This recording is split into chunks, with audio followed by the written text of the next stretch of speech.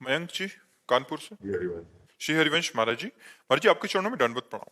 महाराज जी आपसे मिलकर लगा कि जग झूठा है और नाम सच्चा है। अब इस झूठी दुनिया में रहते हुए लगता है कि कुछ साथ नहीं जाएगा। जो काम करता था पहले उसमें एक उत्साह नहीं रह गया, सब मिथ्या सा लगता है महाराज जी। संन्यास लेने का उत्साह नहीं है, साहस नहीं है, पीठ सा फंस गया हूँ महाराज जी। ले बीच में फंसना ले, अब और स्ट्रांग बनो कि आपकी रुचि ना होते हुए आपको उस कार्य को करना है, कि अपने मन को भक्ति में करते हुए कार्य करना है। कि जैसे हमारा मन नहीं, हमारा मन है कि एकांत में बैठो चुपचाप, लेकिन हमको सेवा मिली है तो अब ये सेवा हमें करनी पड़ रही है। ऐसे आपको सेवा मान के करनी है। जो आप व्यापार करते हो या जो भी नौकरी करते हो या किसानी करते हो, उसे सेवा मान करके कि परिवार रूपी भगवान की सेवा के लिए अर्थ चाहिए, इसलिए सेवा कर रहा हूं। मेरी रुचि तो नहीं, संसार में रुचि ना होना यही भक्ति का लक्षण है, लेकिन उस कार्य को सम्यक करना ये भी भक्ति का लक्षण है। जैसे अर्जुन कह रहे हैं मेरा संन्यास लेने का मन है,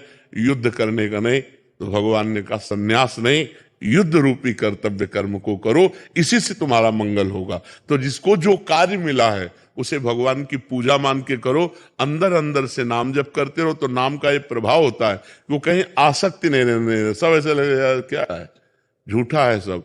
जब मरना ही है और एक पैसा साथ नहीं जाना, तो हाय हाय करके काहे को मरे, खूब नाम जप करे। तो अंदर अंदर नाम जप करो, बाहर से वही कार्य करो जो एक संसारी आदमी करता है, तब तो प्रवीणता। और सब छोड़ करके बैठ गए तो कायरता। कायर नहीं बनना, भगवान ने अर्जुन को कायर बनने से मना किया है। तुम युद्ध करो, इस समय युद्ध रूपी कर्तव्य है, तो अब संन्यास लेना तुम्हारी कायरता होगी।